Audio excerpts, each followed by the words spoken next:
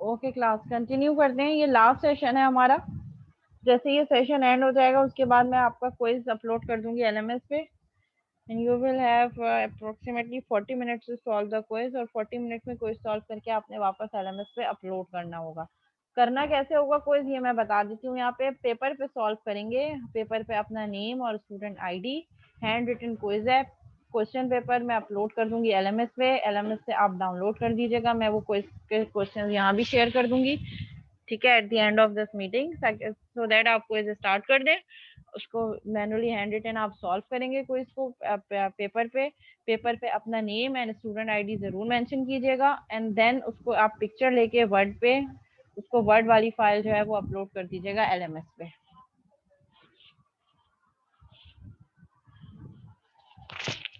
ठीक है, तो हम ये कह सकते हैं कि 3:45 पे हमारा क्विज स्टार्ट होगा और एंड होगा आपका 4:30 तक, अगर मैं 45 मिनट्स दूँ आपको तो। टोटल 2 क्वेश्चंस हैं। अच्छा, नेट से कॉपी नहीं कीजिएगा, और जो है ना ही एक दूसरे से कॉपी कीजिएगा। अगर नेट से कॉपी करोगे, एक दूसरे से कॉपी करोगे, मुझे डेफिनेटली पता चल जाएगा। अपनी ओन वर्डिंग में एक्सप्लेन करना है, लेकिन ओन वर्डिंग उर्दू नहीं होनी चाहिए, इंग्लिश में ही आप करेंगे, क्योंकि इंग्लिश ही वो मीडियम है जिसमें हम ये कोर्स रीड कर रहे हैं, तो उसके कंटेंट भी इंग्लिश में ही रिक्वायर्ड होंगे। और रोमन लैंग्वेज में भी बराए मेहरबानी मत लिख दीजिएगा।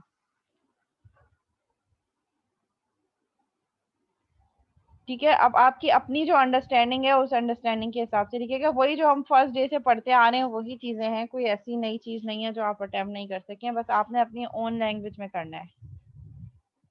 और करना यह है कि पेपर में अपलोड कर दूंगी, और at the end of the meeting में पेपर यहाँ, वो जो क्विज का पेपर है वो यहाँ शेयर भी कर दूंगी। शेयर करने के बाद आपने उस क्वेश्चन को पढ़ने के बाद एक पेपर और पेन अपने साथ लेके बैठिएगा। आंसर हैंड रिटन फॉर्म में आप पेपर पे लिखेंगे। लिखने के बाद उस हैंड रिटन पेपर पे अपना नेम एंड स्टूडेंट आईडी जरूर मेंशन कीजिएगा। उसके बाद उसकी पिक्चर लेके वर्ड पे कॉपी पेस्ट करके, चाहे तो वर्ड फॉर्मेट में सबमिट करवा दें, चाहे तो वर्ड को पीडीएफ में कन्वर्ट करके सबमिट करवा दें। इट्स अप टू यू, जो आपको कन्वीनियंट लगे। 45 मिनट्स का टाइम होगा, 2 क्वेश्चन हैं। 45 मिनट्स के अंदर ही आपने कोई सॉल्व करना है, उसकी पिक्चर लेनी है और उसको एलएमएस पे अपलोड करना है। आफ्टर 45 मिनट जो कोई सबमिट होगा वो लेट विद पेनल्टी एक्सेप्ट होगा। ठीक है, और टॉपिक अब तक जो हम पढ़ चुके हैं उससे रिलेटेड ही आएगा, कोई नई चीज नहीं आएगी। और अब तक हम एक ही चीज through out very first class से पढ़ते आ रहे हैं। ठीक है, तो वही सारी चीजें होंगी जो हम पढ़ते आ रहे हैं, जो हमने आज की क्लास में पढ़ा है या जो हमने उससे पहले पढ़ा है। जी बिल्कुल, हैंड रिटन पेपर पे करना है, पेन से करना है। Now it's up to you कि आप ब्लैक पेन से करें, ब्लू पेन से करें, जिस भी पेन से करें, बॉल पॉइंट से करें, इंक पेन से करें, इट्स अप टू यू। लेकिन जो पिक्चर ने वो क्लियर होनी चाहिए, ब्लर नहीं होनी चाहिए। इंग्लिश मीडियम यूज होगा, रोमन लैंग्वेज यूज नहीं होगी, उर्दू लैंग्वेज यूज नहीं होगी, नेट से कॉपी नहीं होना चाहिए, एक दूसरे से कॉपी नहीं होना चाहिए। अपनी ओन वर्डिंग में लिखेंगे तो ज्यादा बेटर होगा। कहानियां नहीं चाहिए, टू द पॉइंट जो क्वेश्चन है इस तरीके का आंसर हो जो आपके क्वेश्चन को कंप्लीटली कवर कर रहा हो।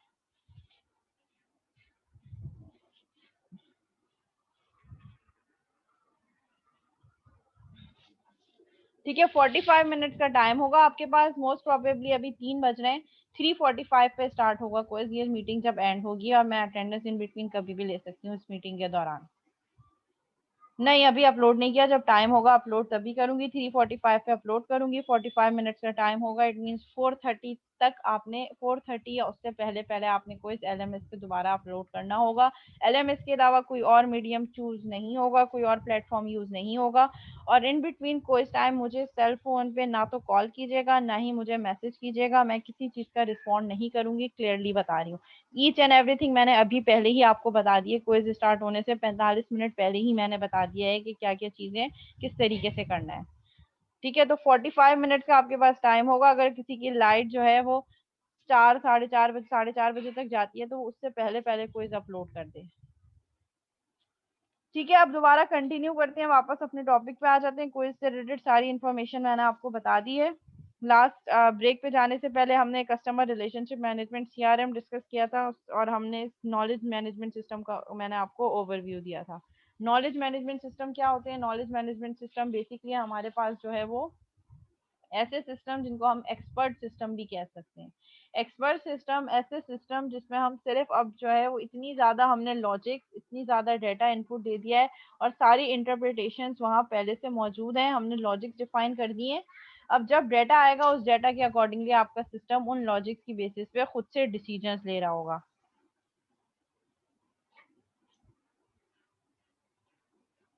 ठीक है, collect relevant knowledge and make it available wherever and whenever it is needed. जब भी जो डाटा है वो नॉलेज की बेस में वो कन्वर्ट कर रहा होगा आपकी डाटा को, और उस नॉलेज को आप कभी भी जब भी आपको रिक्वायर्ड हो आप उसको एक्वायर कर सकते हैं। बिजनेस प्रोसेसेस को सपोर्ट कर रहा होगा और मैनेजमेंट को हेल्प आउट कर रहा होगा डिसीजंस लेने में। Also link the form to external sources of knowledge, और आपकी फर्म को एक्सटर्नल सोर्सेज ऑफ नॉलेज से भी लिंक कर रहा होगा। मींस आपने कोई ऐसा एम्बेडेड एक्सपर्ट सिस्टम बनाया है जिसमें सारी की सारी लॉजिक्स आपने बिल्ड कर दी हैं, उसको जब आप ऑर्गेनाइजेशन से लगाएं कनेक्ट करेंगे, तो वो ऑटोमेटिकली क्या होगा, वो आपकी ऑर्गेनाइजेशन को आउटसाइड द वर्ल्ड से भी लिंक कर देगा, outside the organisation, sorry. Support processes for acquiring, storing, distributing and applying knowledge, आपको हेल्प आउट कर रहा होगा डिफरेंट प्रोसेसेस में। वो प्रोसेसेस कौन कौन से हो सकते हैं? एक्योरिंग, कोई भी चीज आपने एक्वायर करनी हो, बाय करनी हो, परचेज करनी हो, कोई भी चीज एक्वायर करनी हो, उसके लिए हेल्प आउट कर रहा होगा। कोई चीज आपने वेयर हाउस में स्टोर करनी हो, अपने पास मेंटेन करनी हो, इन्वेंट्री मेंटेनिंग करनी हो, उसमें भी हेल्प आउट कर रहा होगा। डिस्ट्रीब्यूटिंग ऑफ प्रोडक्ट्स, कौन सी प्रोडक्ट, कौन सा रॉ मटेरियल डिस्ट्रीब्यूट करना है, and how to apply knowledge, ये सारी चीजें आपका नॉलेज मैनेजमेंट सिस्टम आपको बता रहा होगा। मींस ऐसे सिस्टम जैसे जैसे उसमें स्टॉक अपडेट हो रहा है, जैसे स्टॉक कम हो रहा होगा वो आपको नोटिफाई कर रहा होगा। कोई मैसेज के थ्रू या मैनेजर को कोई मैसेज सेंड कर देगा कि आपकी इस प्रोडक्ट का जो है स्टॉक लेवल कम हो रहा है, आप इसको प्लीज बाय करें, एक्वायर करें, कांटेक्ट करें आप सप्लायर से, सो दैट वो स्टॉक अपडेट हो सके। तो ऐसे सिस्टम जिस जो अपनी इंफॉर्मेशन की बेसिस पे प्रोसेस कर रहे हो और आपको भी अलर्ट कर रहे हो और नोटिफाई कर रहे हो, और नॉलेज बेस्ड सिस्टम के तौर पे काम कर रहे हो।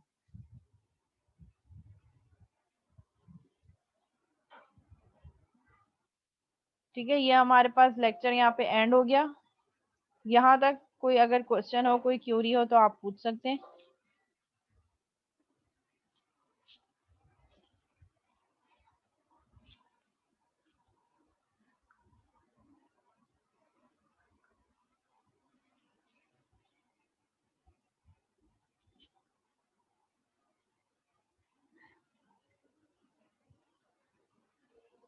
जी क्लास, कोई क्यूरी नहीं है, नेक्स्ट लेक्चर स्टार्ट करूं?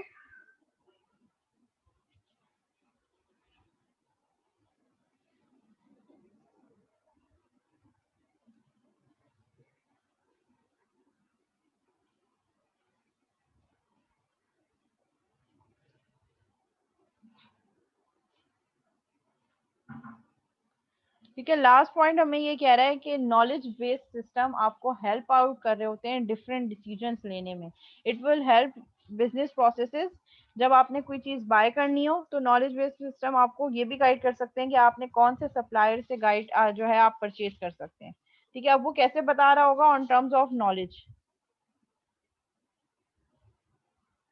ठीक है, support processes for acquiring, storing, distributing and applying knowledge, के जो डेटा आपके नॉलेज मैनेजमेंट सिस्टम में स्टोर है, उस डेटा की बेसिस पे डिफरेंट डिसीजंस लेने में आपको हेल्प आउट कर रहा हो। लेट से आपने कोई रॉ मटेरियल परचेज करना है, तो परचेज करने में आपको गाइड कर सकता है कि आप कौन से वेंडर्स, कौन से सप्लायर जो है जिससे लास्ट में आपने परचेज किया था आप उनसे परचेज कर सकते हैं, किसका रिकॉर्ड ज़्यादा अच्छा रहा था, सेटिस्फैक्ट्री लेवल ज़्यादा था, तो ये वाला सप्लायर ज़्यादा बेस्ट सुटेबल होगा।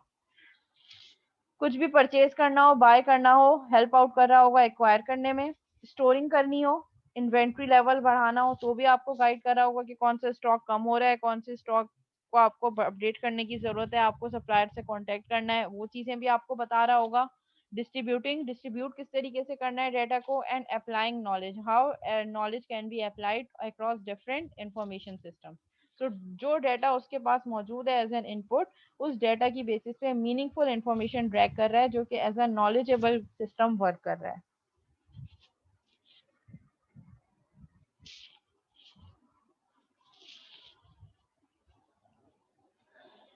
जी क्लास क्लियर है यहाँ तक?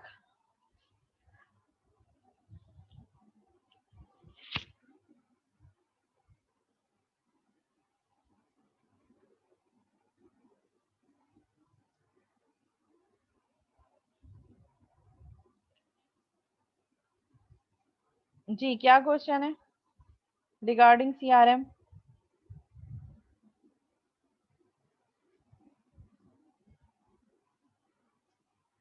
मोहम्मद मोहतशम, क्या क्वेश्चन है बेटा सीआरएम से रिलेटेड? पूछ लो फिर मैं नेक्स्ट टॉपिक स्टार्ट करूँ।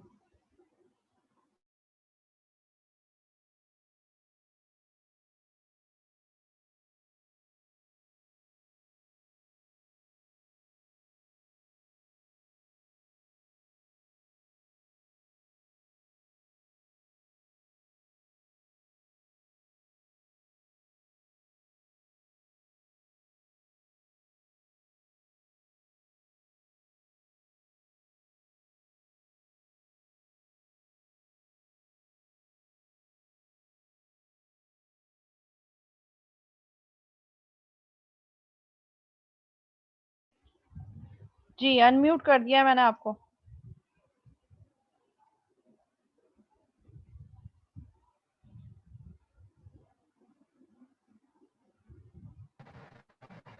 हेलो। हेलो जी। एक सिनेरियो है जिसमें कस्टमर की पेमेंट में डिस्प्यूट्स आते हैं तो बेटा आपकी और वॉइस में बहुत डिस्टरबेंस है, क्लियर नहीं आ रही आवाज। अरे हेलो। हेलो जी बोलो, बीच में आवाज आपकी सीआरएम गायब हो रिलेटेड जाती है। कुछ जी जी सीआरएम से रिलेटेड क्या क्वेश्चन है? Customer do a purchase, and after we deliver the goods, the payment has been returned to the customer. So in that case, how we encourage customers to make another payment बेटा आवाज for the बिल्कुल goods? Clear नहीं है, बहुत ज्यादा disturbance है। कुछ बोल रहे हो समझ में आ रहा है, क्या बोल रहे हो कुछ भी समझ नहीं आ रहा। ऐसा करो अपनी Uh, क्यूरी चैट पे सेंड कर दो। बीच बीच में आपकी or आवाज लैग भी हो रही है, कट भी रही है आवाज, और or क्लियर भी network. नहीं है। Okay, okay, ma'am, I get it.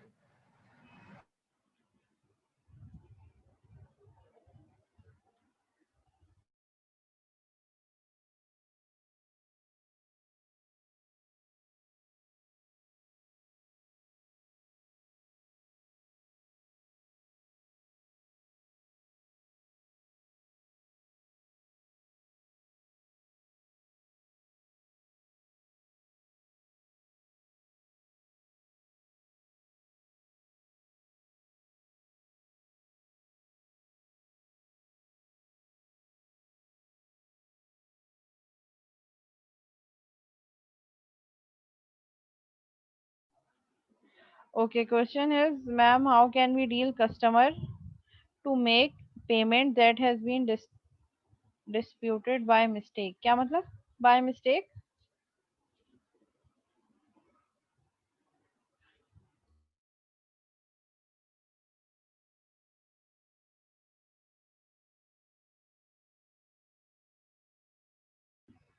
मतलब आप ये पूछना चाह रहे हो कि अगर बाय मिस्टेक कोई गलत प्रोडक्ट चली गई है?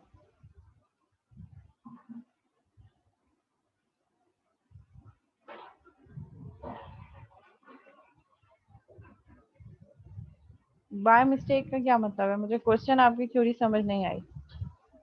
ठीक है, प्रोडक्ट डिलीवर हो गया, सही है। फिर नेक्स्ट,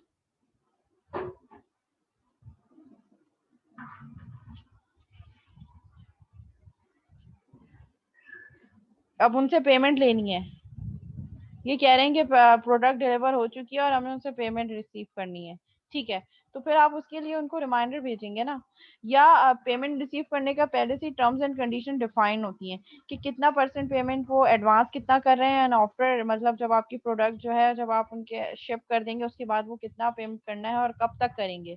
तो वो सारी चीजें एसएलए में मेंशन होती हैं कि कितना परसेंट एडवांस पेमेंट होगी और कितना नेक्स्ट जो आपके पास नेक्स्ट इंस्टॉलमेंट है वो कब पे होगी। तो वो सारी चीजें पहले से डिफाइन होती हैं, लेकिन उसके अगेंस्ट अगर कस्टमर ने पेमेंट नहीं की तो फिर आप उनको सॉफ्ट रिमाइंडर भेजेंगे। एग्जैक्टली, टर्म्स एंड कंडीशन में ईच एंड एवरीथिंग डिफाइन होती है, पेमेंट क्राइटेरिया भी डिफाइन होता है कि कस्टमर ने क्या चीज कौन सी पेमेंट, एडवांस पेमेंट कब करनी है, कितनी करनी है और कब करनी है, नेक्स्ट इंस्टॉलमेंट कब, कितने ड्यूरेशन बाद करनी है और कितनी परसेंट करनी है, और लास्ट पेमेंट फिर कब करनी है। मतलब डिपेंड कि आपने क्या, आपकी जो है टर्म्स एंड कंडीशन पे जो है वो कस्टमर से बात हुई है। तो अगर उसमें भी उन्होंने सबमिट नहीं करवाया according to terms and condition तो फिर आप उनको रिमाइंडर भेज रहे होते हैं, सॉफ्ट रिमाइंडर। फिर आहिस्ता आहिस्ता सॉफ्ट रिमाइंडर का आप जो है वो ड्यूरेशन बढ़ा कम करते चले जाते हैं, जल्द से जल्द वो रिमाइंडर भेजे होते हैं सो दैट जैसे जल्द से जल्द आपके कस्टमर जो है वो पेमेंट कर दें। या ये भी होता है कि कुछ प्रोडक्ट, कुछ कंपनीज की पॉलिसीज ऐसी भी होती हैं कि जब तक कंप्लीटली पेमेंट हमें रिसीव नहीं हो जाती हम कंप्लीटली प्रोडक्ट डिलीवर नहीं करेंगे, या हम सर्विस को ऑन नहीं करेंगे जब तक पेमेंट नहीं होगी। तो इस तरीके की भी जो है वो और चीजें होती हैं जो टर्म्स एंड कंडीशंस में डिफाइन होती हैं। ओके, सो जो नेक्स्ट हमारे पास टॉपिक है software systems and application software. ठीक है, हम सॉफ्टवेयर्स पढ़ेंगे कि what are softwares, what are system softwares and what are application software.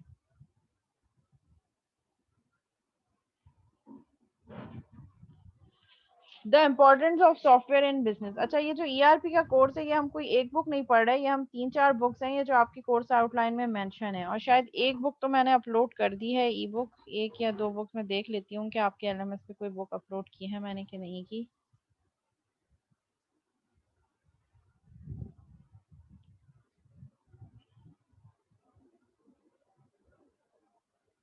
ठीक है, तो एक बुक हमारे पास ईआरपी की होगी,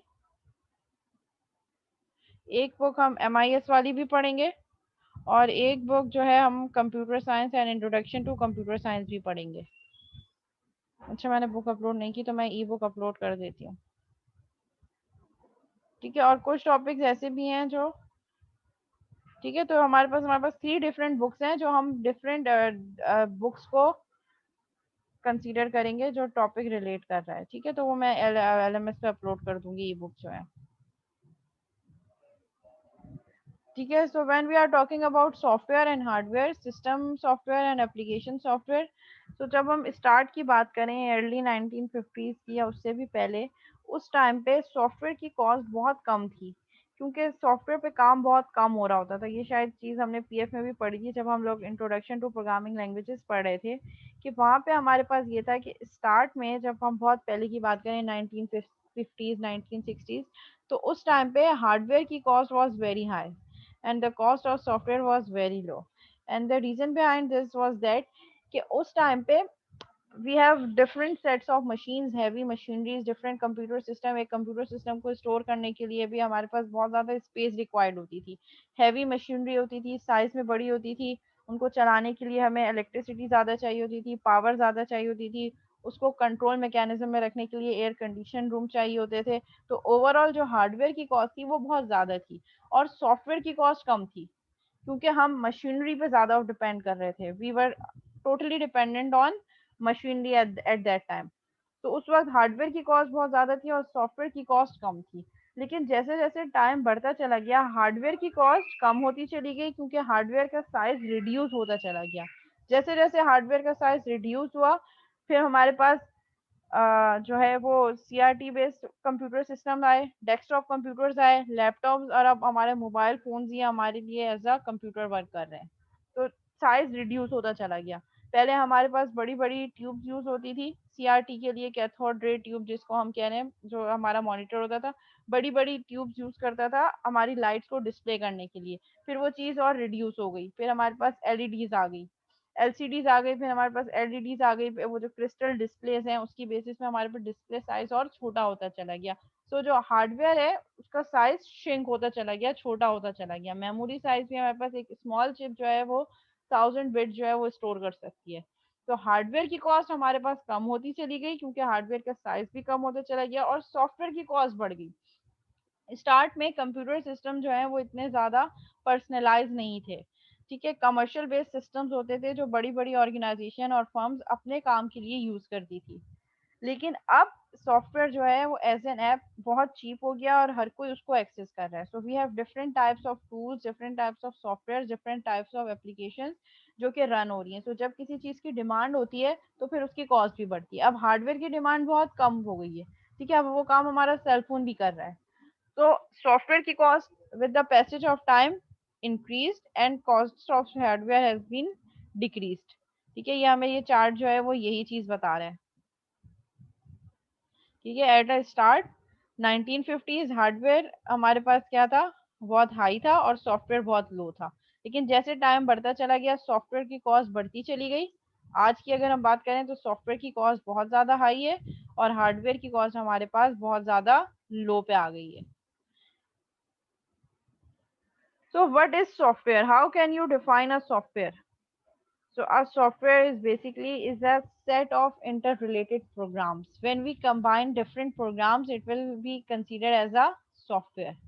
ठीक है, सॉफ्टवेयर का मतलब ये है कि कोई एक ऐसी एप्लीकेशन जिसके अंदर मल्टीपल स्मॉल प्रोग्राम्स मिलके काम कर रहे हैं। अगर मैं एक सिंपल प्रोग्राम की बात करूं, एक ऐसा प्रोग्राम जो स्टूडेंट्स के मार्क्स को सम करके दिखा रहा हूँ, तो that is the basic programme.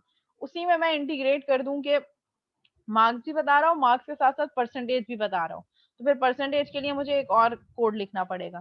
फिर मैं कह रही हूँ कि परसेंटेज निकालने के बाद वो स्टूडेंट का ग्रेड भी निकाले, सीजीपीए भी निकाले और उसकी बेसिस पे ग्रेड निकाले।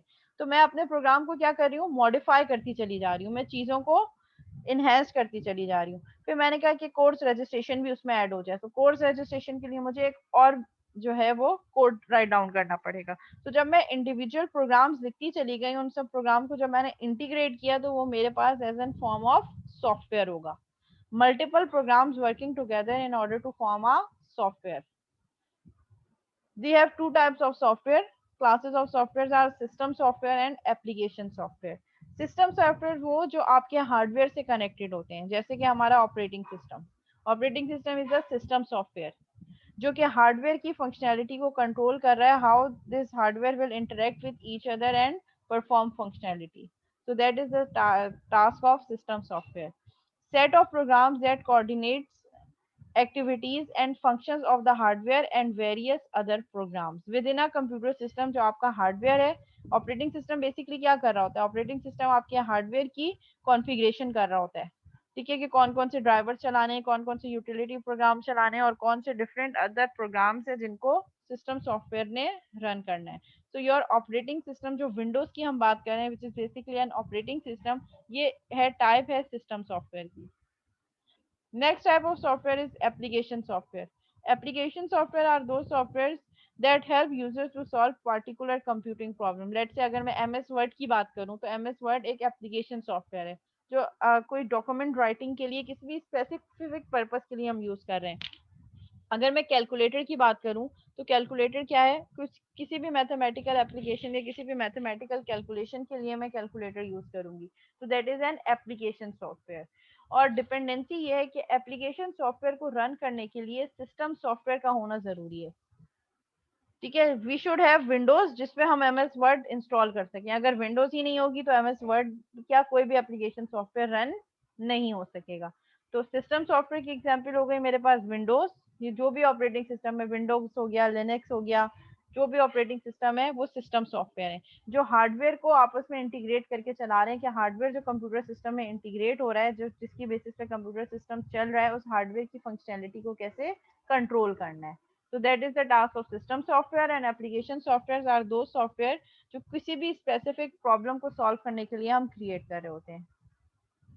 मैक भी हमारे पास एक ऑपरेटिंग सिस्टम है, मीडियम एक्सेस कंट्रोल।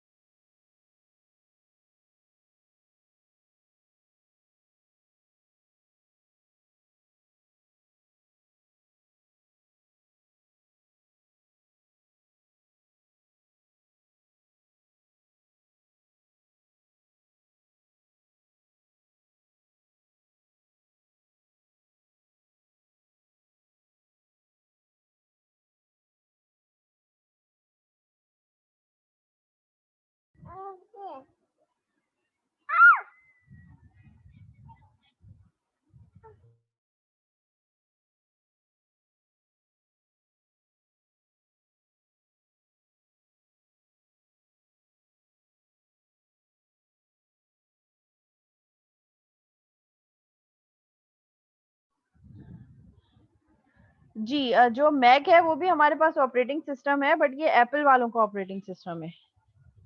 जिस तरह विंडोज जो है वो माइक्रोसॉफ्ट वालों का ऑपरेटिंग सिस्टम है, इसी तरह जो है एप्पल जो है वो आपके पास एप्पल वालों का जो ऑपरेटिंग सिस्टम है उसको मैक कहते हैं। मैक वालों का जो ऑपरेटिंग सिस्टम है वो एप्पल वाले यूज करते हैं।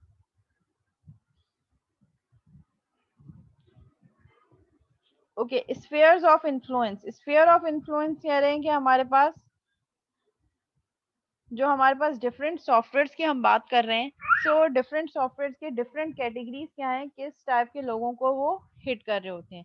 सो अगर हम पर्सनल सॉफ्टवेयर्स की बात करें, information system that serve the needs of an individual user. कोई भी ऐसा इंफॉर्मेशन सिस्टम जो किसी एक यूजर को हेल्प आउट कर रहा हो, किसी एक यूजर की नीड को फुलफिल करने के लिए यूज हो रहा हो, that was called as personal software.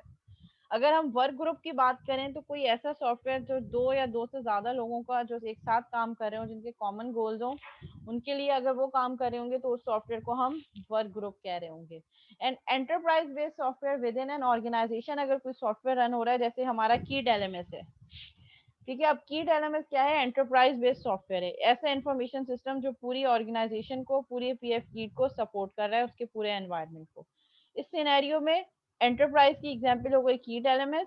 अगर मैं पर्सनल की बात कर रही हूँ तो पर्सनल में लेट सपोज कि मैं अपने मोबाइल पे अपनी जो है वो मैंने एक ऐप यूज की है जिसमें मैं अपनी तमाम जो कोर्सेज है उसकी सारी चीजें वहीं अपलोड कर रही हूँ, लेकिन वो कीट के एलएमएस से इंटीग्रेटेड नहीं है। वो मेरी अपनी पर्सनल है जिसमें मैं सारी चीजें एक डायरी बना रही हूँ कि मेरे ये कोर्सेज हैं, इसमें ये कोर्सेज है, ये मैंने डेट सारी मेंशन की है कि इस डेट पे मैंने क्विज लेना है, इस डेट पे मैंने असाइनमेंट लेनी है। तो वो मेरी अपनी पर्सनल इंफॉर्मेशन है उस कोर्स से रिलेटेड। तो मैंने कोई भी एक सॉफ्टवेयर अपने सिस्टम में, कोई भी एप्लीकेशन डाउनलोड कर ली अपने पास अपने मोबाइल में, जो कि सिर्फ मैं यूज कर रही हूँ। ठीक है, अपने स्पेसिफिक कोर्स के लिए। आप एज ए स्टूडेंट आप अपने कोर्स की मॉनिटरिंग के लिए कोई ऐप यूज कर लें। और work group based software, let say दो या दो से ज्यादा लोग। ठीक है, हमारा एक ईमेल सर्वर यूज होता है फैकल्टी के लिए, तो वो क्या, वो सिर्फ स्पेसिफिक यूजर यूज कर रहे हैं, जो फैकल्टी के लोग हैं वही यूज कर सकते हैं। या हमारा फैकल्टी का एक ग्रुप बना हुआ है लेट सपोज, उस फैकल्टी के ग्रुप में हम सब मिलके जो है वो कोर्स से रिलेटेड या जो भी इंफॉर्मेशन है वो सब शेयर कर रहे होते हैं, तो वो वर्क ग्रुप बेस्ड सॉफ्टवेयर है। और KIIT LMS enterprise based software, जिसको manager, program manager, faculty, student, teacher सब एक्सेस कर रहे हैं, तो वो एंटरप्राइज लेवल हो गया।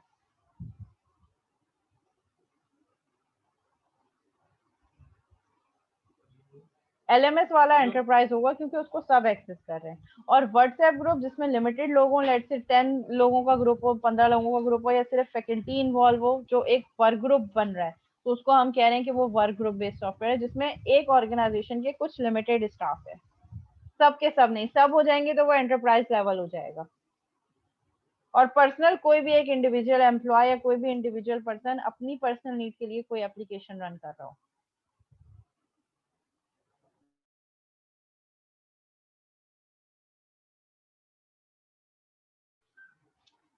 Okay, so what are the issues and trends? Software licensing, software upgrades and global software support. Software licensing क्या है? लाइसेंसिंग ये है कि आपके जो सॉफ्टवेयर वेंडर्स हैं, जो आपको प्रोवाइड कर रहे हैं सॉफ्टवेयर, जो सप्लायर्स हैं जो आपको सॉफ्टवेयर दे रहे हैं, वो क्या कर रहे हैं, उस सॉफ्टवेयर को दे तो रहे हैं आपको यूज करने के लिए, लेकिन अपने सॉफ्टवेयर को प्रोटेक्ट कर रहे हैं थ्रू अनऑथोराइज्ड यूज। ऐसा ना हो कि माइक्रोसॉफ्ट वर्ड की एप्लीकेशन को मैं बाय करके अपने नाम से परचेज करना शुरू कर दूं, सेल करना शुरू कर दूं। ठीक है, तो सॉफ्टवेयर लाइसेंसिंग इज दैट कि सॉफ्टवेयर को आप अपने सॉफ्टवेयर को डिस्ट्रीब्यूट करें, बट आप उसको अनऑथराइज यूज से रोक सकें कि कोई अपना लेबल या अपना नाम लगा के उसको बेचना ना शुरू कर दे। तो दैट इज सॉफ्टवेयर लाइसेंसिंग। हमने सॉफ्टवेयर को एक लाइसेंस दे दिया कि ये माइक्रोसॉफ्ट के लाइसेंस के अंडर ही चलेगा। सॉफ्टवेयर अपग्रेड, एग्जिस्टिंग सॉफ्टवेयर में आप रिवाइज वर्जन लेकर आए, आप अपने एग्जिस्टिंग सॉफ्टवेयर में जो कोई लिमिटेशंस हैं, कुछ प्रॉब्लम्स हैं, उसको ओवरकम करने के लिए आप किसी चीज को अपडेट करें, या कोई नई एनहेंसमेंट लाने के लिए या कोई नया फीचर लाने के लिए आप अपने सॉफ्टवेयर में चेंजेस कर रहे हो, तो that would be called software upgrade. And third one would be the global software support. Global software support क्या है? जब कोई ऐसा सॉफ्टवेयर जो ओवर द वर्ल्ड हर कोई एक्सेस कर रहा है, तो उसका कोई ना कोई यूनिक सपोर्ट मैकेनिज्म होना चाहिए due to local political and economic conditions. जैसे हमने देखा है कि माइक्रोसॉफ्ट की एक वेबसाइट बनी है। माइक्रोसॉफ्ट से रिलेटेड कोई भी इश्यूज हो तो हम वहाँ पे जाके पोस्ट कर सकते हैं, उससे रिलेटेड लोग हमें उस पर कमेंट करके बता रहे होते हैं। तो global software support is that कि आपको इस तरीके का फॉरम बनाएं, कोई इस तरीके का जो है प्लेटफॉर्म बनाएं जहाँ पे उसकी सपोर्ट, जो भी आप सॉफ्टवेयर प्रोवाइड कर रहे हैं उसकी सर्विसेज की सपोर्ट वहाँ पे मौजूद है। तो that would be called global software support. Licensing क्या होगी सॉफ्टवेयर की, कि सॉफ्टवेयर को आप अनएथिकल यूज से रोक सकें। ठीक है, जो उसका वेंडर है उसी के लेबल के अंडर आप उसको अपनी रिक्वायरमेंट फुलफिल करने के लिए यूज कर सकें। सॉफ्टवेयर अपग्रेड क्या है, एग्जिस्टिंग सॉफ्टवेयर में आप और ज्यादा इन्हेंसमेंट करें, उसको मॉडिफाई करें सो दैट जो प्रीवियस वर्जन की जो लिमिटेशन थी वो ओवरकम हो सके और नए फीचर्स भी आप ऐड ऑन कर सकें। And global software support is that कि जब कोई सॉफ्टवेयर डिस्ट्रीब्यूट होता है अमंग डिफरेंट डिस्ट्रीब्यूटर, जो डिफरेंट लोग उसको एक्सेस कर रहे हैं, डिफरेंट टाइप के लोग उसको एक्सेस कर रहे हैं, डिफरेंट कैटेगरीज के यूजर्स उसको एक्सेस कर रहे हैं, तो there should be a global platform जो ऐसा मैकेनिज्म दे रहा हो कि जो हेल्प एंड गाइड प्रोवाइड कर रहा हो। ओनरशिप की बेसिस पे भी हम सॉफ्टवेयर को डिवाइड करते हैं, freeware, shareware and public domain software. ठीक है, इसको भी वन बाय वन हम देख लेते हैं कि फ्रीवेयर सॉफ्टवेयर क्या होंगे, शेयरवेयर सॉफ्टवेयर क्या होंगे एंड पब्लिक डोमेन सॉफ्टवेयर क्या होंगे। ठीक है, freeware software or copyrighted software. ठीक है, ऐसे सॉफ्टवेयर जो आपको जो है उसके जो वेंडर्स हैं या जो ऑथर्स हैं वो फ्री ऑफ कॉस्ट दे रहे हैं, बट आप जस्ट उसको अवेलेबल हैं फॉर फ्री, आप उसको यूज कर सकते हैं, बट उस पर कॉपीराइट रूल जो है वो इम्प्लीमेंट हो रहा होता है। इट मीन्स कि आप उसको उस पर काम तो कर सकते हैं लेकिन उस अपने आप को उसका ऑथर नहीं बता सकते। ठीक है, जो कॉपीराइटेड सॉफ्टवेयर होते हैं। Copyrighted software given away for free by the author. Although it is available for free of cost available होते हैं, the author retains the copyright, which means that you cannot do anything with it, that it is not expressly allowed by the author. Usually the author allows people to use the software but not sell it. आप उस software को use तो कर सकते हैं but आप उसको अपने नाम के साथ सेल नहीं कर सकते। ठीक है, तो that software is called freeware software. जैसे अब हमारे पास व्हाट्सएप है, हम व्हाट्सएप को यूज कर सकते हैं फ्री ऑफ कॉस्ट है, लेकिन हम उसको अपने नाम के साथ सेल नहीं कर सकते।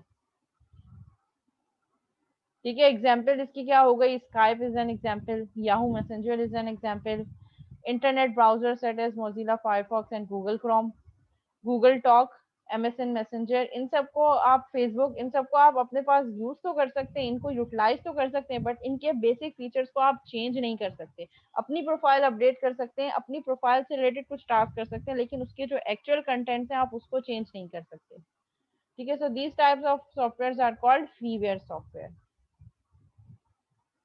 Ownership, shareware software. Shareware software क्या होंगे, software distributed on the basis of an honour system. Most shareware is delivered free of charge, but the author usually requests that you pay a small fee if you like the program and use it regularly. जैसे small आपने amount दिया, जैसे कह रहे होते हैं free of cost में आपको कुछ टाइम पे ट्रायल पीरियड पे चला रहे होते हैं। ठीक है, शेयरवेयर सॉफ्टवेयर जैसे एमएस वर्ड मुझे चाहिए, मुझे उसकी सीडी चाहिए, मुझे इंस्टॉल करना पड़ेगा, विजुअल स्टूडियो अपने पास इंस्टॉल करना है, तो उसका अगर मैं ऑनलाइन वर्जन लेना चाहूँ तो वो 30 डेज ट्रायल पर होता है कि आप एट ट्रायल पे यूज कर सकते हैं, बट जब आपको कंप्लीट सॉफ्टवेयर चाहिए होगा तो यू हैव टू पे for it.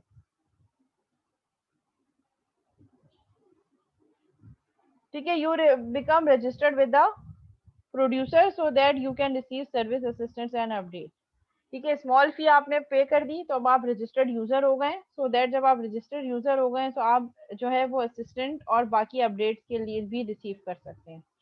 You can copy shareware and pass it along to friends and colleagues, but they too are expected to pay a fee if they use the product. ठीक है, product की चाहिए होगी, वो product की जो है वो परचेज करनी पड़ती है, उसके लिए कुछ स्मॉल अमाउंट आपको पे करना पड़ेगा।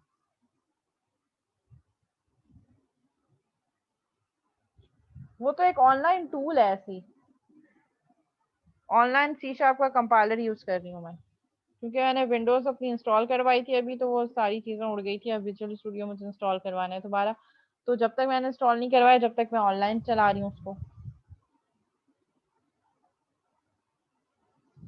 हाँ, तो जब आप सीडी परचेज करने जाएंगे तो आपको पे करना पड़ेगा, और अगर आप ऑनलाइन करते हैं तो वो 30 डे ट्रायल पे चलता है और फिर 30 डे आपको उसको बाय करना पड़ता है, परचेज करना पड़ता है।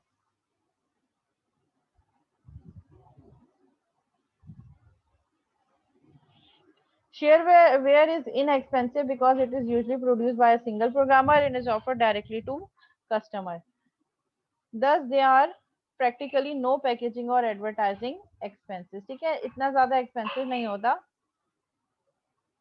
ठीक है. अच्छा, आपने जो किया होगा वो complete version नहीं होता. कुछ चीज़ें होंगी, कुछ basic features होंगे, लेकिन कुछ features होंगे जो completely नहीं होंगे.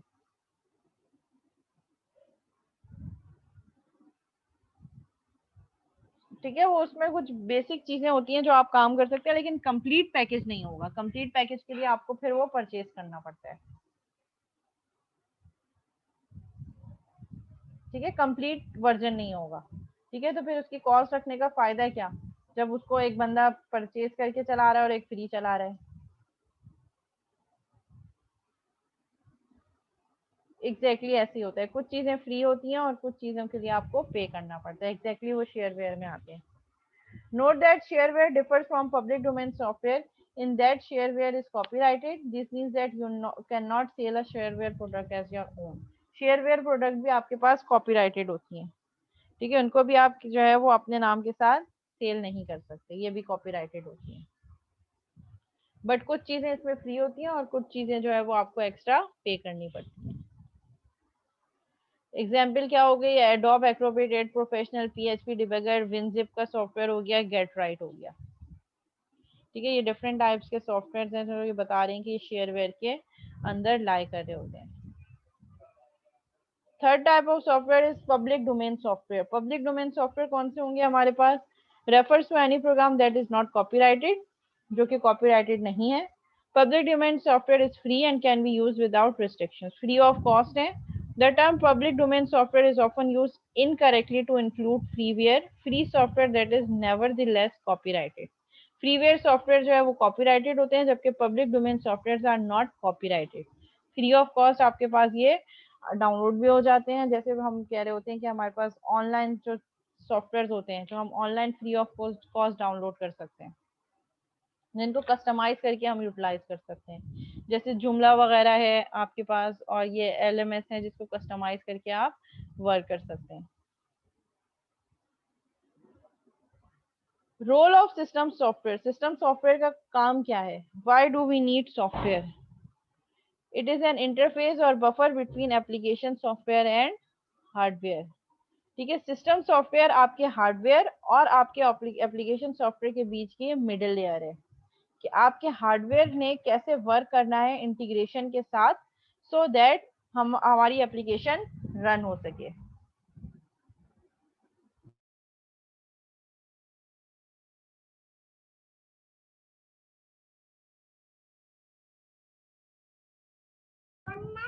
अच्छा, मीटिंग एंड होने वाली है. सेम मीटिंग आईडी पे दोबारा ज्वाइन करेंगे अटेंडेंस के लिए और उसके बाद क्विज स्टार्ट होगा.